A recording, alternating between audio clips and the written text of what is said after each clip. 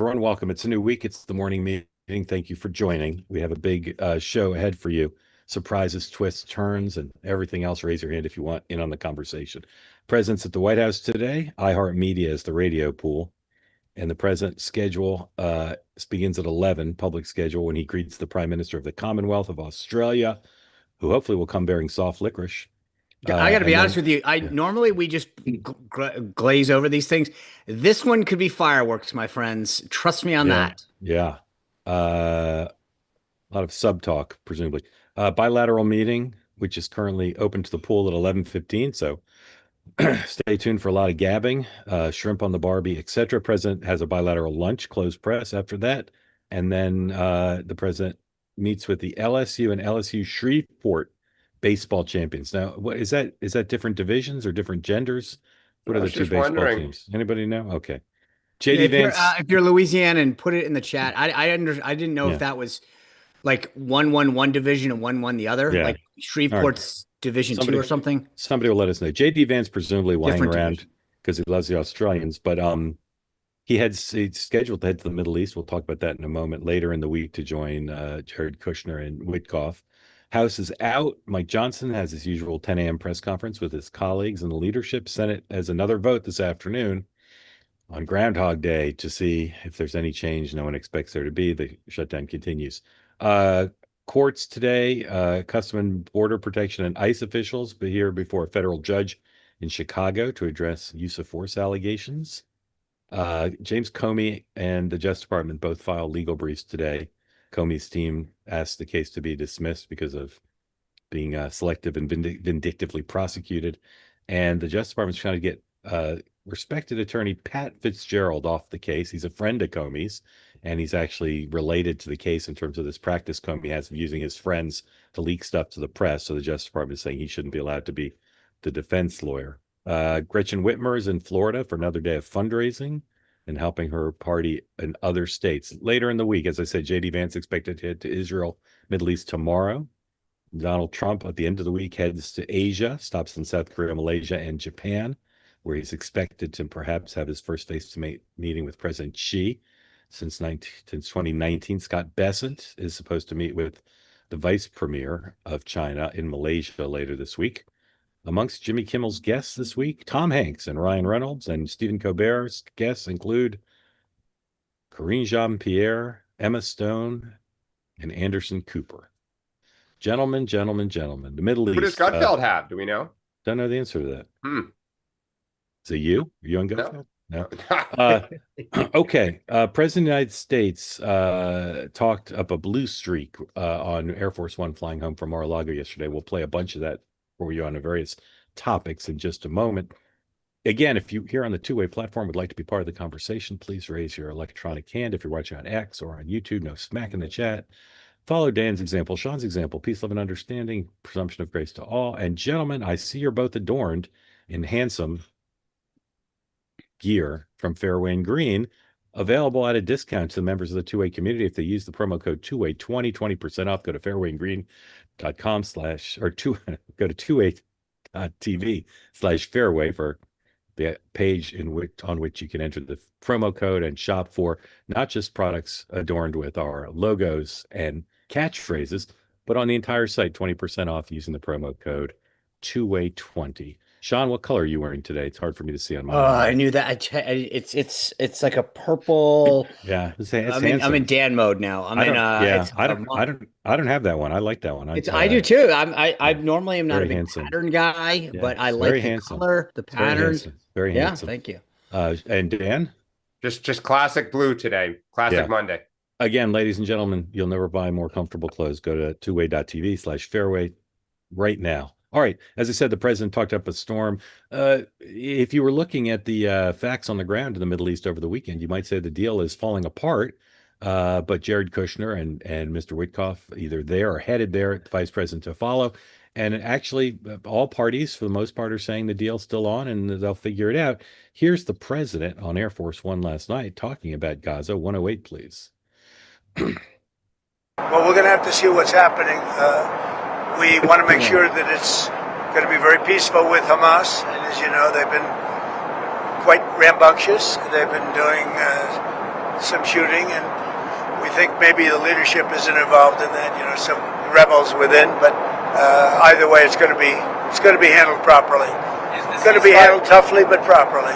Is the ceasefire still in place? Yeah, it is. Yeah, it is. Toughly but properly. Sean, I believe the vice president was planning to go before the events of the weekend, but what's the purpose? Why does he need to be there, the vice president of the United States? Why can't he just do it all by Zoom or Cisco telepresence? Interesting question. Jared and Witkoff had a really, I'm not a huge fan of 60 Minutes, even under the new ownership, but there was a really good interview last night. And one of the things, I got to stop you there for this sidebar. How could Leslie Stahl be given a dude, I was being kind. I mean, Leslie being Stahl, nice. Leslie I don't get it. Leslie Stahl did an interview with Donald Trump, which is really one of the biggest outrages in television history, as far as I'm concerned. And yet she's rewarded with the exclusive. I know.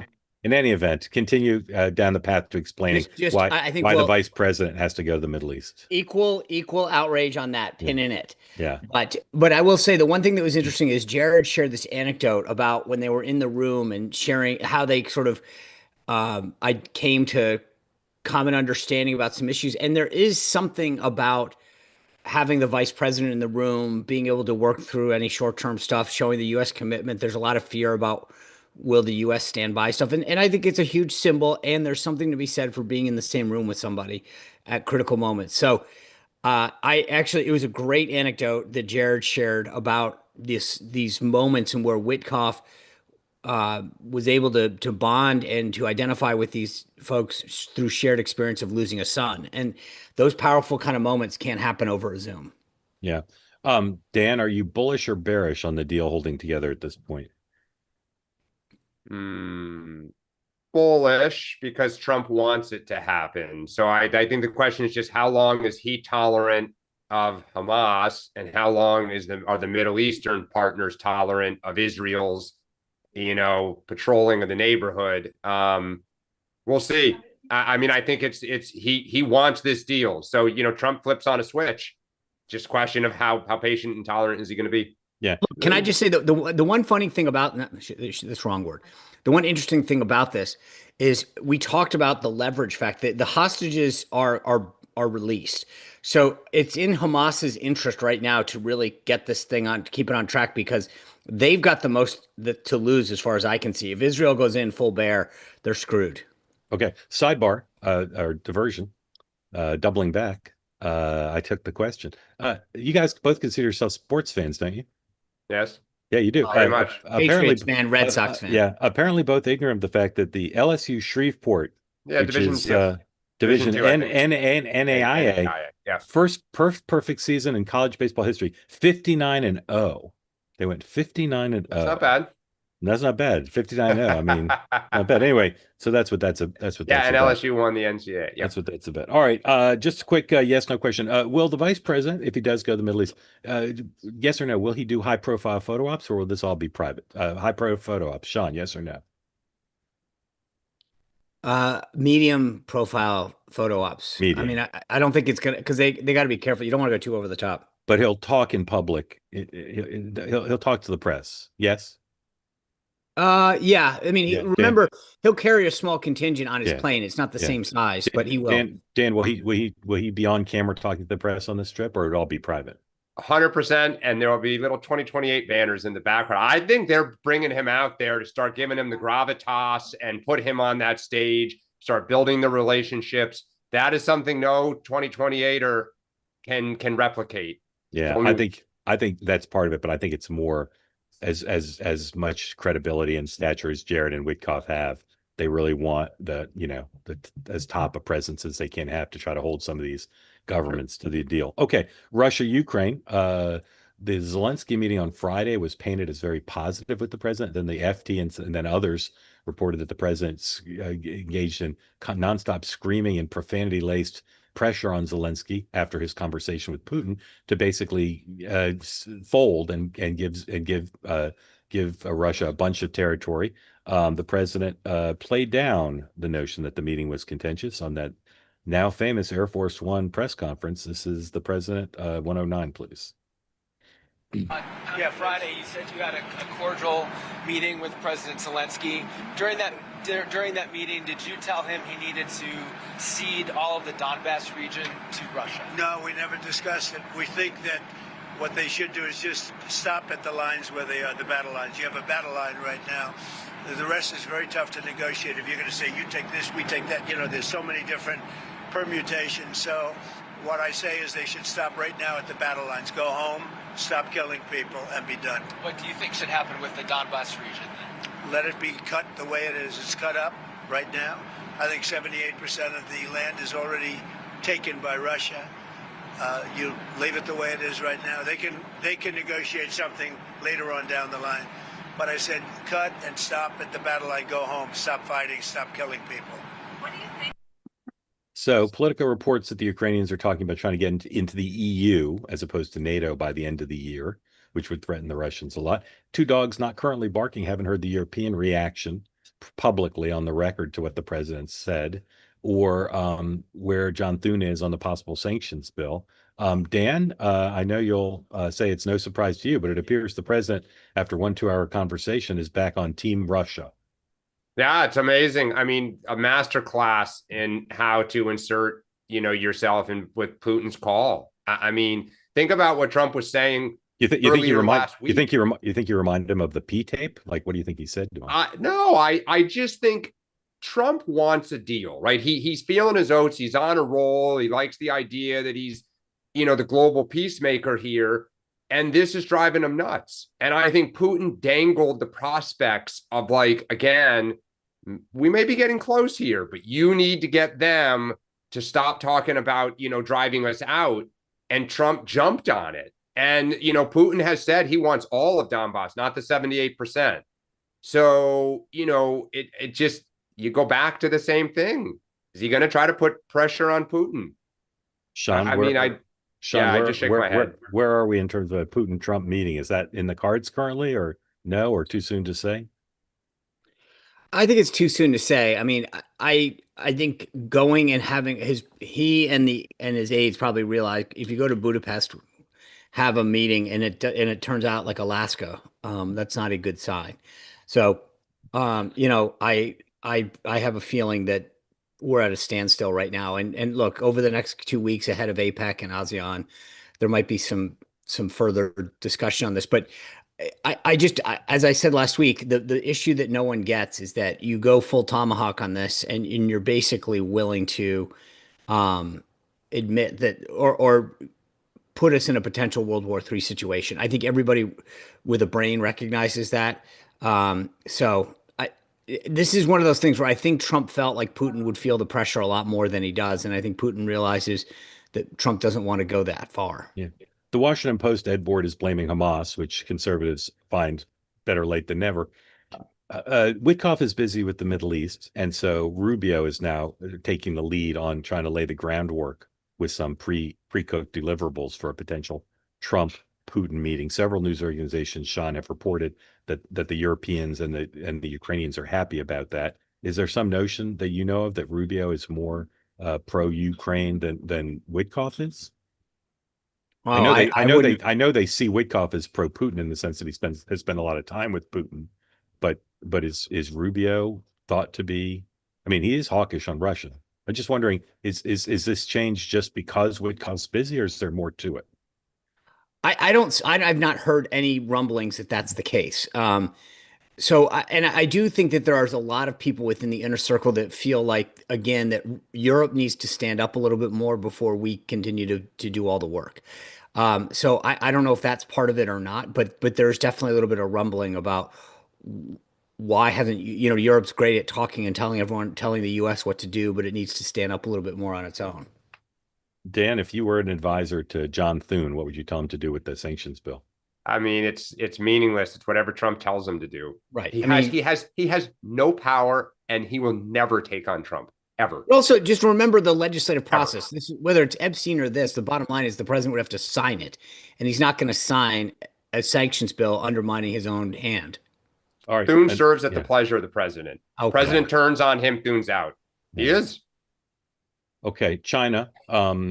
president still a couple weeks away, or not a week away from headed to Asia and ostensibly meeting with Xi. Scott Bessent, as I said, goes to Malaysia to meet with his counterpart. Here is a couple sound bites that are interesting. First, here's Scott Bessent talking about a Chinese trade official who he was dealing with, who was reportedly just axed. This is 111B, please. The A, B, and C, therefore we had to do D, and that's not true.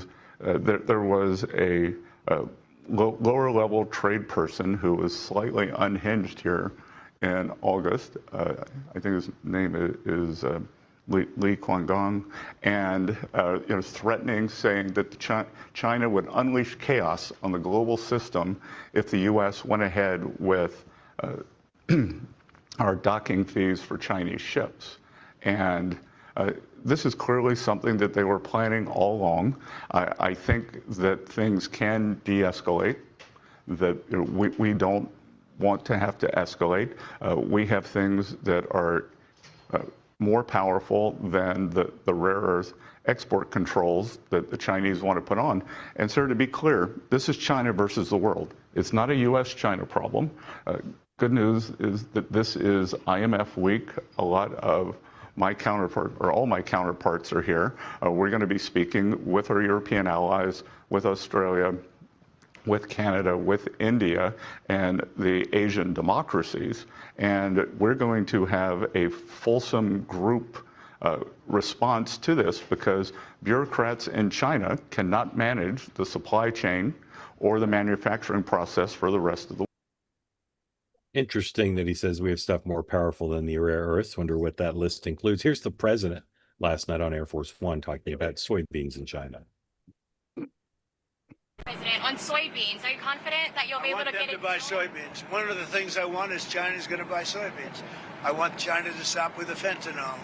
Very, normal things. I don't want them to play the rare earth game with us. But you want them to, but do you think they will make a deal on soybeans? I do believe, yeah, because otherwise I'm not going to make a deal. No, I want them to buy. Our farmers have been boycotted by China as a negotiating point. I don't want that. Our farmers are great, and in particular our soybean farmers, and I want them to start buying soybeans at least in the amount that they were buying before. And I believe they'll be able to do that. Sticking. Dan, will the president have a successful meeting with Xi? I mean, if that's what the definition of success is, in terms of, quote, we'll stop with fentanyl, which they keep saying, like, yes, we'll work with you on. They'll buy soybeans, which they'll say yes, and then they often just don't follow through. I mean, if that's what the definition is, then I guess yes. But supposedly all of this is about a much bigger, grand deal. I don't think that's going to happen here anytime soon. Sean, what is Premier Xi coming to this meeting worried about? I mean, to some extent, I think the only thing you have to really worry about if you're him is will he actually put tariffs on and hold them on? I mean, they have a bit of a fragile economy right now, and I think he's got to worry. Will he keep them and put them on? That would be probably the only real. I mean, the docking fees and stuff like that, the interruptions in the supply chain, because that affects them. That's really the bigger issue that I would worry most about if I were from the Chinese side. But I think we have a lot more issues that we need to be worried about. The president listed them off. You've got, as I've said for weeks now, a massive Midwest farming issue with the soybean problem. There's no other market they can turn to now. Latin America has been largely shut off. So this is a big, big problem for. Wait, Argentina? They're buying them from Argentina. No, they're buying, and there's a for us to export. Right, yeah, right. Yeah. But China's largely shut us out of that market as well as a place that will purchase them. So we're now largely dependent, not largely, almost entirely dependent on China for the soybeans, which is a huge problem for our folks in the Midwest, which is largely Trump country, by the way. And then you've got the rare earth issues. There's some IP issues. We've got a longer list than they do. Is the bottom line is. And we have elections coming up, and they don't. Yeah. although there's a good story today in the Times about the succession process for Xi and who might replace him someday. Someday. Okay. Someday. Shutdown. there's some Democrats who say, as we've talked about this before, that maybe the way to end the shutdown is to basically say, okay, it's Republicans' fault that premiums are going up, not get anything substantive, just get the political issue and put it in sharp relief. But my reporting suggests that's not a dispositive position right now. And they're certainly concerned that if they did do that, they'd be criticized by the base they'd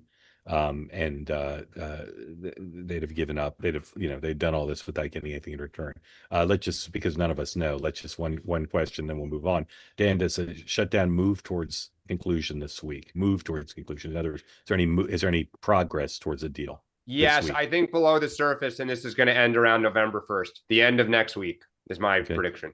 Sean, progress this week? I'll go with Dan. I hope it does. I just don't see it. And the reason is I've asked this question over and over again. Thune has given them the vote, okay, and said we'll guarantee you a vote. And then they keep saying, but we need trillions in dollars and all of the Doge stuff brought back and a guarantee on fund. I mean, it's Johnson. They need Johnson to agree, and he won't. That's the problem. But once Thune really does, I mean, I think Johnson will, by the way, once the president tells him that's going to happen. That's it. Daddy's got to come in. Yeah. Right. But the bottom line is that if Thune is giving you a vote, you have to decide on the Democratic side, what does a win look like? Because they're not saying that that's a win anymore. They're changing the goalpost. No, they are. I hear you, but they are. It's Johnson. Neither side thinks they're losing the shutdown. To the contrary. So I'm not sure it's. I'll tell you, when you talk to people out, and I'd be interested in when people come on today, I keep asking people who don't live in the Beltway, do you know the government shut down? Do you feel it? And the answer largely is, what are you talking about? Yeah. Right. I mean, yes, if you have to get like a Social Security, something or other, you do know. But for the most part, essential services have been open. People aren't feeling it in the same way. Yeah. And therefore, I don't feel there's this critical push unless you are a federal worker or in the armed services. And I know I speak for Sean when I say we know some people are being affected. We're not saying no one is. We're just saying it's not mass. Right. And I don't mean to be, like I said, there are people who are seriously hurting because they're not getting their paychecks. Yep, exactly. And it's not, and I will say this, I get it. I've been there before as a person who, you get to take a loan or whatever. That's not how you want to live your life. So even if in the back of your mind, you're thinking, I'm going to get paid, you still got to pay your rent this week. You got to pay your car payment. I mean, there's things that life goes on for you. And I get how difficult this can be. So which is why I think I'm still pissed about how some of this is being handled process wise, because this affects a lot of people's lives in ways that people don't know. Not being able to pay your bills. Yes, you might be able to go get a short-term loan. It's not how you want to live. Yeah. Okay. This weekend, there was a contretemps between Vice President Vance and California Governor Gavin Newsom. 117, please. Basically, I'll read the LA Times headline to you. How military's, quote, safe plan to fire munitions over I-5, the big highway there, went off the rails with a California Highway Patrol cruiser hit. An artillery round exploded over Interstate 5 at Camp Pendleton, cutting short the military's live fire exercise. I don't want to, since we're a forward-looking show, I don't want to relitigate what actually happened. But Dan, who got the better of this, and who has the stronger hand in a 2028 matchup right now between Newsom and Vance? Well, who got the better of the weekend is Newsom, because the Shell, they closed the highway because they were fearful of something, and something happened. So in that regard, the facts are completely on his side. Right now, it's a draw. I mean, and polls show it, it's a 50-50 country, and it's a 50-50 race with 10% undecided, and they're both not really defined to the broader public. Sean. So I just want to make sure that the audience understands before we jump into this. There was an event, Marines were celebrating their 250th anniversary at Camp Pendleton this weekend. Gavin Newsom publicly said that the White House should shut the interstate down. The Marine Corps said, we practice this all the time. We don't need to shut it down. Then Newsom said, then fine. So, but just to be clear, Newsom was critical, saying, you guys are going to shut down I-5. This is ridiculous. He started complaining about it. The Marine Corps said, we do this all the time. We're not going to request that it be shut down. Then Newsom flipped and said, well, I'll shut it down then if you guys won't. So he shut it down after saying that they were going to. And he did the right thing. Okay, but Sean, you can have 20 more seconds to No, highlight. but this is why it's forward looking. Yeah. Because I think that this is a game where Newsom was trying to score political points. At the end of the day, there is questions about what actually happened. Colonel Kurt Schlichter was there. He denies that this account by the New York Times and whatever ever, that there was no evidence that occurred. We'll see what the investigation holds out. But the broader point is this: Newsom was trying to play a game of political chicken, and I think that what it showed is that he's not in that league yet. He played a little game. I think he lost, and we'll see where it turns out big picture. But this is a game where he's trying to be a little cute by half, trying to accuse the White House of something, then flipping his position. I don't think he's there yet. All right, I got to jump in. This is the White House with their stunts, right? They like to do big Stunt? stuff like flight decks, put on your bomber jacket. You were shooting live munitions over one of the most active highways in America. Guess what? 5%, 1% chance something could go wrong. So if the shrapnel technically hit the highway or right next to the highway, you're shooting live and an munitions. investigation will prove whether that occurred or not. But the Point to bottom line Newsom. is, Yeah. Okay. Ridiculous. New York City mayor's race. By all indications, it's over. Early voting starts next week. There's a debate on Wednesday.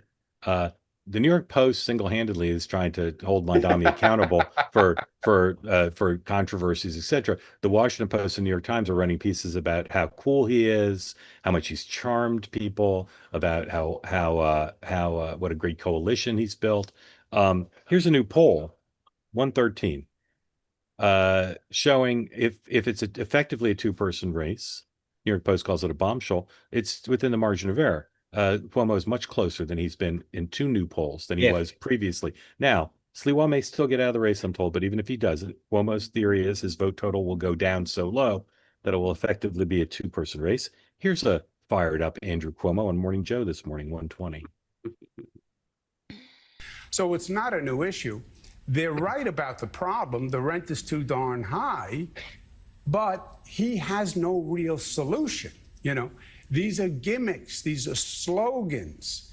And freeze the rent is his answer, which is there's no such thing. You have to build affordable housing. It's supply and demand. We have a 1% vacancy. And if you don't build housing, the rents are going to go up. And that's shame on you, Democratic Party, because you haven't delivered. The Democratic Party, I think the two main issues, they have become disconnected from mainstream working families who were our base, my father's base, Bill Clinton's base, President Obama's base. We're not at their kitchen table, number one. And number two, we don't produce. Dan, is the opera over and the fat lady has sung, or is she just still warming up and there's still time for a surprise new act? I mean, until the election happens, there's always time. I'll just say, where has that Andrew Cuomo been? I mean, you had a debate the other night, and by Andrew Cuomo standards, that's passion. And I think his argument's a pretty darn good one. Look, you never say never. That poll post has a lot of if the electorate's like 2021, which I don't think it will likely be, Slee was going to, I think, make the argument Cuomo should drop out. He's only a few points behind Cuomo. You never say never. I do still think that a lot of New Yorkers have not fully, dialed into this. And when they sober up, it is possible that people just say at the end of the day, I'm not going to do this. I don't mean they're drunk, but their lives are busy, Yeah, rhetorically speaking. So two quick points. One, the idea that we in Virginia have been allowing early voting for weeks. In New York, a liberal state, a liberal city, hasn't even started. Again, reminds me how ridiculous and out of hand early voting has gotten. It's insane that it starts this early. That's my PSA on that. Here's the only scenario in which I will say that there's a possibility. If Mondami were to get taken down, Cuomo needs to go to Sliwa, and promise him, make a deal where he's in the cabinet, give him something, director of public safety, overseer of all guardian angels. Okay. Kitty cats. He's boss of all kitty cats. Because here's why.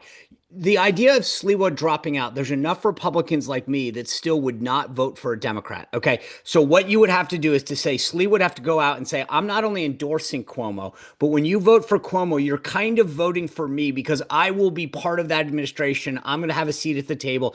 And therefore you can have a clean conscience and vote. But the only way this works, it's not just drop out. Drop out will get you most of Sliwa, but it can keep you 5, 6, 7% of Republicans that want to commit their civic duty but will never vote for a Democrat. If you can believe that you are actually still voting for Sliwa because he's made a deal with Cuomo, then it works. That's the only scenario in which I possibly believe that there could be a different outcome. Otherwise, welcome Mayor Mandami. Okay. All right, political potpourri, and then your questions. If you're here on the platform, please raise your hand. We'd love some new folks to raise your hand. So if you've never asked a question before, please raise your hand. Plattner, the main Senate candidate, the boys from Pod Save America, who normally like to cancel people for anything they say, found it refreshing, the 5-minute video that Plattner made to express regret over his recent statements. Bernie Sanders hasn't unendorsed him. So let's ask again, Sean, is Plattner dead or he's still alive? Oh, he's very alive in today's Democratic Party. Dan? He's alive, but I don't think his odds of winning the primary are helped. Like I think now he's in trouble politically, but I don't think he's getting out. Okay, let's talk about the 2 governor's races. Interesting. My New Jersey Republican sources say it's still a blue state. We're going to fall just short. Yep. And my New Jersey Democratic sources say it's all over. We've lost. And so the parties are not in their normal mode of trying to project confidence. And then in New Jersey, Virginia, we'll talk about in a second. Here's President Trump on the governor's races. 119, please.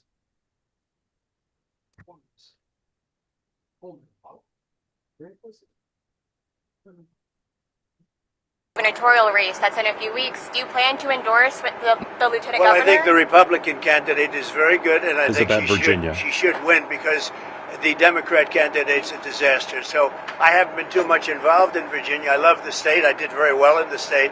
But I will tell you, I think the Republican candidate is excellent, and I think the Democrat candidate is a disaster. I mean, I watched her in the debate. She couldn't answer the most basic question. And, you know, a big thing with that race and also the race in New Jersey is going to be energy. Both of the Democrats are going to drive the energy prices through the roof. Through the roof. Your energy is going to double and triple. Turned off. If the I don't know that energy is a big issue in the races, but whatever.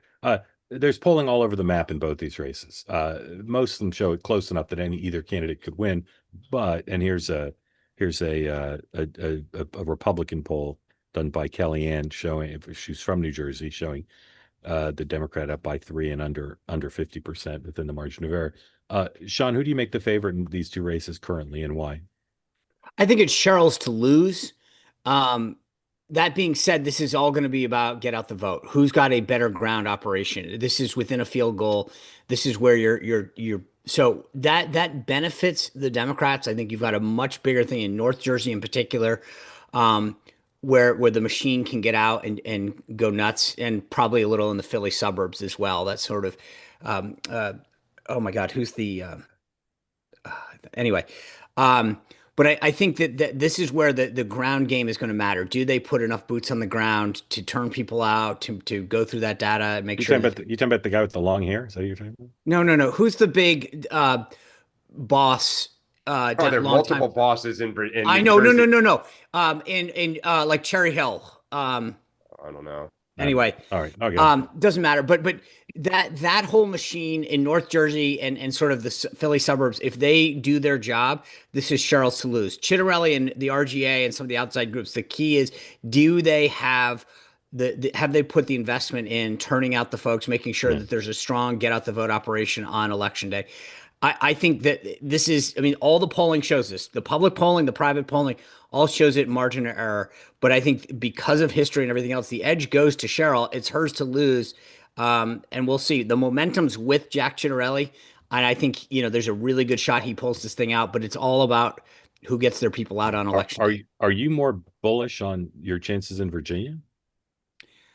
I would say that I feel like it's a fit. Like I barely. I feel like if you look back to the last election, everybody got pulled over the line in Virginia at the same time. We either, I think it's actually, to be honest with you, it's the opposite. I think the bottom of the ticket right now, Miaris is gonna I almost certainly win. I think John Reed is a push right now. He can put it over the top, and then Winston's the tracking the lead, not the opposite of the leading indicator, the trailing indicator right now, which is in a better spot than where Chitterelli is. I think she's closer, and the machine in Virginia is a little bit better to get out the vote. Dan, it sounds like Sean is where I am, which is the base case is a Democratic sweep, which is what they should do in the year after the presidential. Is that where you are? Yes, and I was texting with some people who are pretty familiar with New Jersey. I think they feel like Chitterella, or I'm mispronouncing his name, the GOP candidate in New Jersey has stalled, that he has kind of hit 44, 45%. And to Sean's point and that poll's point, Cheryl has stopped coming down. So you're frozen at this like 3%, split. There's still some time left, but they're encouraged that his momentum, unlike, let's say, Youngkin in Virginia 4 years ago or something, has stalled. So, and they feel okay about Virginia at the top of the ticket right now. So cautious optimism, I think, that they're going to win both, and maybe the worst is behind Cheryl. You can see the shift in the ads in the last 48 hours on TV here in Virginia. You can tell Spanberger is definitely a lot more. She has gone much harder on Winsome. The abortion issue is huge in Northern Virginia, and from what I gather from people in like the Tidewater area, they know that they're in trouble, and their one issue that they've gone back to is abortion. Okay. That tells you a lot about where the race is, in my opinion. I need 4 names. Who will be the highest profile surrogates who do rallies between now and election day for each of the 2 candidates? Who are the highest profile for election day this November? Not midterms. Yeah. Who are the highest? Who will do the highest profile rallies between now and election day? I need 2 names: 2 Republicans, 2 Democrats for the 2 candidates. Dan. I think for the Democrats, Bill Clinton and Josh Shapiro. And Bill Clinton in Virginia, Josh Shapiro in New Jersey. No, I think in both. I think I want one name for each state, for each party. All right. You didn't say that. Well, I did. You just didn't understand me. For Virginia, then I'll say, if it's one, I'm going to say Barack Obama. Yeah. For Virginia, I'll say Josh Shapiro. On the D side, I'm going to say, on the R side, sorry, JD Vance in Virginia. I'm going to say Trump in New Jersey. And who's the Democrat? And you're saying Shapiro, New Jersey, and Trump in New Jersey? No, Shapiro in Virginia. I thought you said Barack Obama in Virginia. No, Obama. Well, because I didn't realize how you were asking this. Obama to New Jersey to try to get that north area. Obama and Trump, New Jersey. Vance, Shapiro, Virginia. Correct. Sean. Obama. I think he goes both. Yeah. He's the highest profile guy you got, and frankly, get out the base. I'll say JD in New Jersey or Trump. I don't think they've got whatever. And in Virginia, it's going to be Vivek Ramaswamy. To get Northern Virginia to try to get. It's Obama, and then I agree with Dan. It's Trump in New Jersey, Vance in Virginia. All right, now for your questions, please, as you come in, tell folks where you are who don't know what's on your mind for the great Dan Turrentine and the spectacular Sean Spicer. Justin, welcome in. Thank you for joining. Boy, I guess you're a bull. Thank you for having me. I am in Tyler, Texas. And my question is, what is next up in Argentina? What does Besant have cooking? And also, what's the end game in Venezuela? Yeah, we've neglected those issues more than we should have. There's just so much going on. Sean, those 2 countries, what's up next? The Argentina one, I'll admit, I'll defer to my colleague here. I don't fully appreciate what the play is, if it's just helping out a buddy in Malay, or if there's a bigger strategic, I'm not entirely sure what the play is there. It literally could just be like Malay's been a friend of the president and they're trying to help him out. In Venezuela, clearly it's a signal that we're going hardcore on people that we feel pose a threat to the United States, and they're not willing to back down at all on that. And I from what I understand in terms of they feel like they're on solid legal ground on this. So I think you're going to see more of this. Dan. By the way, thanks to Sebastian and Aaron, it was George Norcross that I was thinking of. Thank you very much. Isn't he in jail? Yeah, I think he's in jail, Sean. Yeah. He's Well, in it's still who prison. I was thinking I of. think New Jersey. It's Yeah, New Jersey. okay. Of course, Yeah. you can still run a political operation Sure. from jail. True.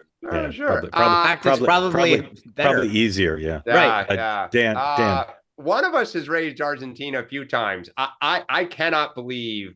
I mean, this is to like Trump's point that he could rhetorically shoot someone on Fifth Avenue and get away with it. Not one, but two bailouts of a country. And not that Argentina is unimportant, but and not a peep. The base just goes, okay. In Trump we trust. Venezuela, I think there's going to be, I think we are somehow, some way working on regime change. Be fascinating to see what the rest of the region says. Because you know who has a lot of investment down in that area? Not Venezuela, is China. Military installations in the mountains with satellites and other things. I'll be curious. It's our own backyard. Justin, thank you. Michelle, welcome in. Tell folks who don't know where you are, what's on your mind for Sean and Dan. I'm in Virginia. Can you guys hear me okay? Yeah. Yes, Okay, I'm going to get rid of the chat because I'm going to piss off a bunch of MAGA people. I was thinking recently about the young Republican text and JD Vance's response. You guys may have covered this. I haven't been on in a few days, just due to work and other conflicts and things. Sort of thinking about JD's response to that really, really rubbed me the wrong way. And there are a lot of sort of the Republican influencers and things like that are actually, I don't like the response on it. I think that response is very, very easy. All you had to say is, that was gross, that was disgusting. That's a minuscule part of the Republican Party. It doesn't represent the overwhelming constituency of the Republican Party, the MAGA base, conservatives in general. They're disgusting and they're nothing. They're nothing. We're moving on. And I just feel like this tribalism is, it's problematic. And like the MAGA / conservative movement has worked so hard to kind of get the message out, to open the tent, to widen the base. And suddenly we have, these little shitheads, I'm sorry, like, up in New York or whatever, saying terrible, terrible things. And I'm like, that's not us. That's not like the general, conservative base. So I'm really, really frustrated with Vance's response because he sort of just blew them off. And it is a problem. And the other piece of that is that I think Vance is making a really, really big mistake. And I think it shows immaturity. His mistake is, so I think he's seen as the heir apparent, right? And this is where I'm coming from that angle. His mistake is that he's trying to be somebody he's not, just like Newsom. They're both trying to be Trump. They're both trying to be combative, hostile, because Trump was effective. But that's Trump. Everybody liked Vance early on because he was this happy warrior, really articulate, really effective. He made his case in sort of a more of a gentleman way, and very, very effective in that way. And he's breaking away from that pattern, and he's more hostile, name calling, cursing, and I think that it's becoming less effective. He needs to go back to the original strategy, kind of his own kind of natural way of responding to these things. He's making a huge mistake. And I think that he's immature in that way. And I worry a little bit about his leadership. When I look at Vance and Rubio, for example, I mean, Rubio has led team after team after team. I'm a little bit worried about that. I really think that a true leader is one that can actually delegate very effectively. Trump has proven that. Rubio has clearly proven that. I don't know about Dick Vance. So I just have kind of a general comment on what you guys think and how you respond to Michelle, let me ask you one question and then have Dan and Sean respond. Sure. It's usually difficult to know someone else's motives, but why do you think he's doing it? Why do you think Vance is responding in this way? Yeah, why do you think I think that he assesses Trump is effective and it's feeding off of him. Trump's effective in this way. I want to be effective in that way, without actually realizing he is effective. He's effective in his own way, not in Trump's way. Right. Okay. Let's let Sean respond and then Dan. Sean. Yeah, I mean, obviously, Michelle, I respect your point of view and how you're seeing this. I think that he continues to be one of the most authentic people for exactly I actually see it a very different way. I see him who he is. I think he's very authentic, very real. He doesn't hide it on a whole host of things. You look at how he reacted to Charlie Kirk. It was emotional. It was real. It was raw. I get sometimes, to Mark's point, we like try to intone on like what are they really thinking and why they do it. He responds in the moment. I look, and I will say, just big picture wise, the big difference between the two issues that came up, the individuals involved in that whole MAGA or Young Republicans. issue, young Republicans, they all have faced, every one of them, to my understanding from some of the follow-up reporting, has lost their job, been fired, been canceled, which they should, by the way. I'm fully in support of people who say those kind of insensitive, stupid, inane things facing consequences, right? You look at what's going on the flip side. We just had this discussion about Planter in Maine, and it's like, oh, okay, he blamed it on his army service, which is complete BS. It was racist. It was inappropriate, the language he used. And did Ken Martin, the DNC chair, comes out and says, it's okay. You look at Jay Jones down in Virginia here. I mean, there is a big difference writ large on how we treat these outrages. So it's excused on one side, you face the consequences on the other. And so that's the bottom line on how both sides handle issues like this. Dan. Michelle, I think you subconsciously, even though you weren't watching on Friday, heard my winners and losers of the week, because I 100% agree with you.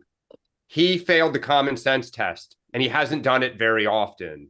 But his behavior recently, it's an audience of one. It is trying to appease and mimic Donald Trump. The give no inch, always attack, front foot, belittle, put down. And I agree with you. That has not been J.D. Vance's secret sauce. Marx likes to say he's MAGA with a suburban accent. That reeks of more the other side of Trump. And as you say, for Trump, it's authentic. It's also part of what people don't love about Trump.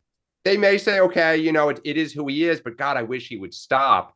I totally agree with you. And I'll just say, Sean, all the other people you mentioned, they also failed the common sense test and are paying political prices. J.D. Vance keeps this up. He too will pay a political price for behaving like this. Let me ask a question. Okay. These guys wrote about race and Nazis, right? They didn't just write immature things.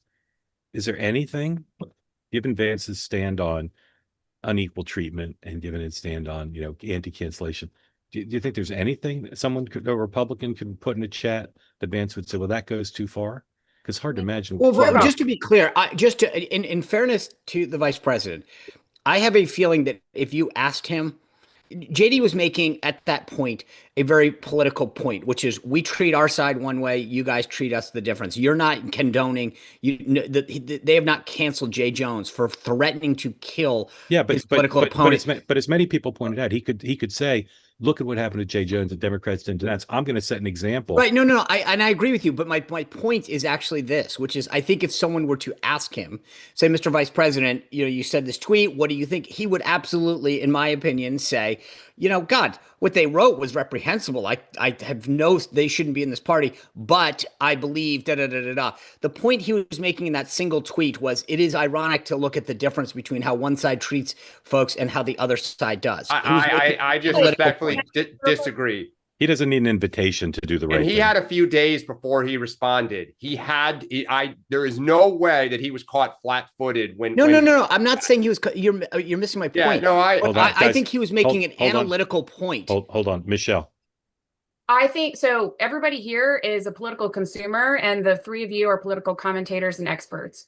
The pace of news feeds and media and the things that are thrown at us when you go to X and you're scrolling or wherever, it's unmanageable. And so one tweet makes a difference, right? Like I'm speaking of that from a pretty politically in tuned person. And JD it was the wrong approach because I'm consuming his tweet and I'm saying, what are you doing? What are you saying? You have to actually be more forceful and say, rape's disgusting. Gas chambers are disgusting. These guys are disgusting. They don't represent us. And forget them. That's the point. It's not the whataboutisms. Everybody hates whataboutisms.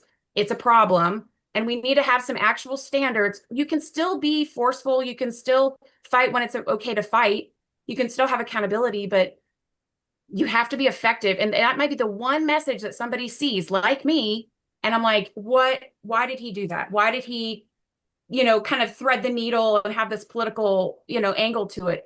I'm a consumer of that. That's a problem. And you voted for Trump 3 times. Is that Yes, correct? yes. Yeah. And where in Virginia? You're in Virginia, is that right? Central. Okay. Yeah. Have you voted early, Michelle? I did. And Day one. Did you vote for the whole All the team? right people. Yeah. Michelle, thank Just you. just so we're clear, that's Winston, Abigail Jason, Spanberger and thanks you John. for your vote. Thank you very much, Michelle. Thank you, Michelle. Okay. Interesting question and conversation. Wallace, welcome in. Tell folks who don't know where you are, what's on your mind. I got you, Wallace. You look a little like Phil Mickelson. Well, I'm not much of a golfer, so but I'll take it. So anyway, Wally Wood from Southern California. I was going to show you, Mark, that based on the interview the other day you did of Leland Vitters. I don't know. I can't show you this. I ordered the book that he wrote. Nice. So Great. my wife and I are going to read it. Anyway, Great. It's a great I book. wanted to ask you about just make a comment about the No Kings rally. Just get your general take on it. Hadn't really paid much attention to it, but there was over the weekend. There was two rallies close to us, and we just happened to be in the area, so we decided to drive by and kind of observe. And my general view of it looked like they were all pretty happy warriors, if you will, peaceful, but also, I guess for better lack of words, a blue-haired crowd, very older crowd, and pretty much everybody looked happy except for the gentleman who had a big sign that said "F Trump," so he didn't look quite so happy. But I wanted to ask you, moving forward with this, how this maybe movement, if it really is organic and if it will affect, any elections moving forward. Because it kind of seemed to me like maybe it was a big, gigantic support group. Maybe, they may be mourning because of, things haven't gone their way when they had a great 50, 60 years run as far as Democrats, and now suddenly things have really switched, and maybe they were mourning. So anyway, I'll leave it at that. Thank you, Wallace. Dan, going forward, the impact of the rallies this weekend, protests. I mean, look, I had family at one in Washington, D.C. Look, I think anytime you're getting tens of thousands or hundreds of thousands, or some people say millions of people to turn out in support of a cause, that's great, right? That's energy. That's people willing to volunteer their time to go down, make their signs, and march. I do think a part of it was therapeutic, as you said. I think the challenge is looking forward. The question is, are new people coming out to join this rally, either who haven't voted or were not on, Team Blue, let's say, and joining the cause? I'm suspect of that. I think it is kind of a therapeutic talking to ourselves, but that's not unimportant when you go to turn out voters for an election. But I don't think it's polling. I don't think someone was like, aha, you know what? He is a king. I'm switching and, joining Team Blue in whatever, Michigan. Sean, does your party look at these rallies as like Tea Party energy? No. I was trying on the spot think of another liquid that would be like Tang rallies. I mean, it was I think amusing. It was kind of sad to see how people spent a beautiful Saturday day in this region. I love the fact that 16 days out of a massive election, everybody's hanging out at a big rally talking to each other instead of knocking on doors, which would have maybe helped the cause. Because as I like to point out, I went to my No Kings rally last November and it turned out just well.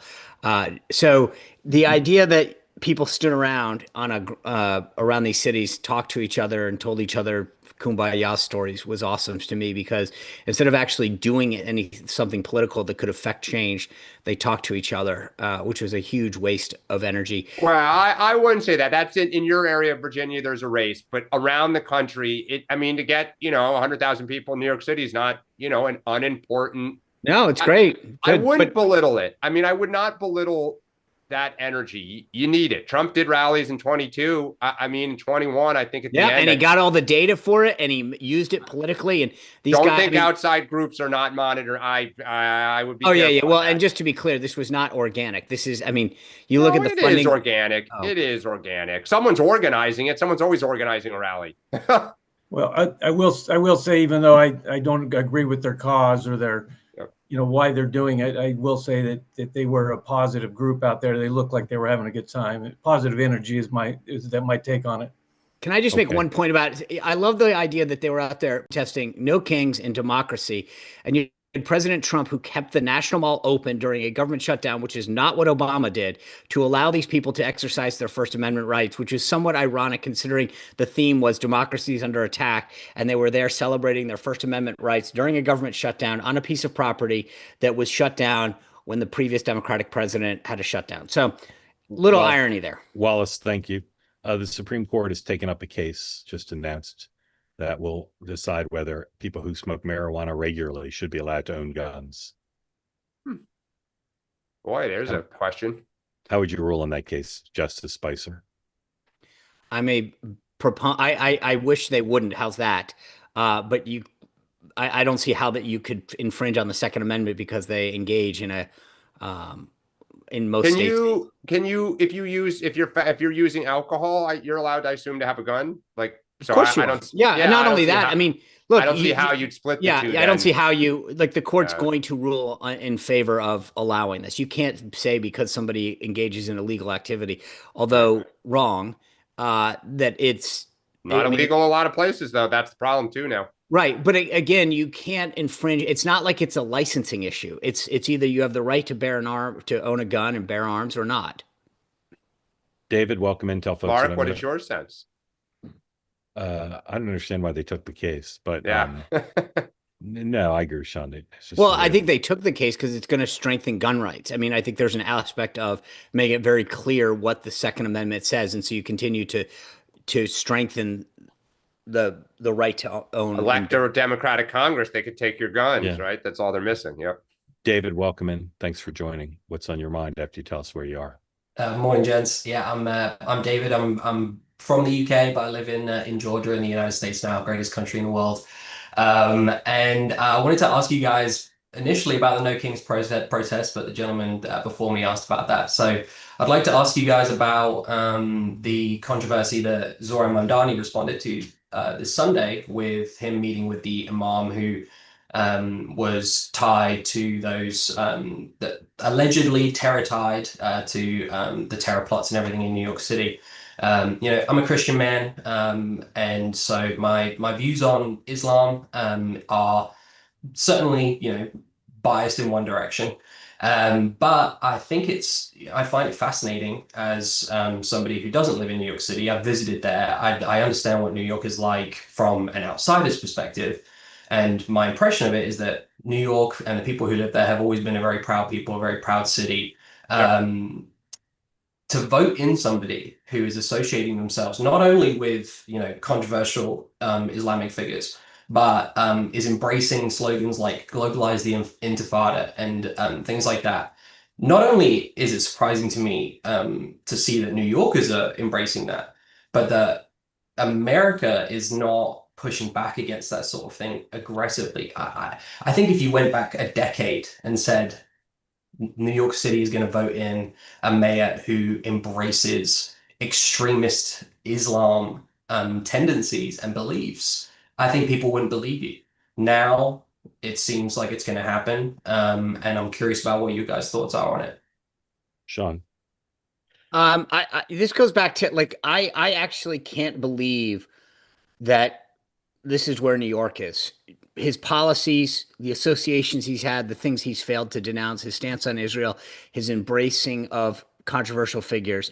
I mean, Dan and Mark keep talking about, well, there's a possibility. I mean, I see no cracks. The idea that there's a guy that's basically teetering around 50% support, we'll see what the election holds out, with these kind of views is a sad state, not just of the Democratic Party, but for the country as a whole, that's unacceptable. Dan, Bill, real quick, because we're up against the clock. You sound like Democrats talking about Trump 10 years ago. People have other priorities. You're right. 15 years ago, no one in New York gets elected with some of these stances. Different world. Yeah, I'll say two things I think are nuts. First of all, the Mamdani met with this guy on Friday. I don't know why he would take the risk. There's something weird going on there. And two, he claimed that this guy met with Michael Bloomberg. I can find no evidence of that. Even if that's true, who cares? Well, right? That's your no. I think that would matter. But I respectfully, but I condemn the media. If the guy's defense is he also met with Mike Bloomberg, he also met with Eric Adams, make him prove it. And there's or ask them. Yeah. I see nothing in the media that says that he did. David, thank you. Grateful to you. Dan, he's not backing down on so much of this stuff. Yeah. Dan, anything you want to share for later? Oh, no. Happy Okay. Monday. Sean, what do you have tonight? Alan Dershowitz is going to join us to break down all these big legal issues that we have, from Epstein to the Venezuelan cartels to the government shutdown. All right. Noon today, Megan McCain, George Santos. Don't miss it. Noon today. Whoa. Citizen McCain. Megan has George Santos on, and you'll be able to ask George Santos questions. Only a conversation like no other where you can get in on the conversation. So if you want to ask George Santos what prison was like or anything else, join Megan at noon. I'll see you at 6:00 for a two-way tonight. We'll have full coverage of the president's public Aussie event with the Aussie PM. And we'll be back in 23 hours. Thank you, everybody. Have a great day. Take care.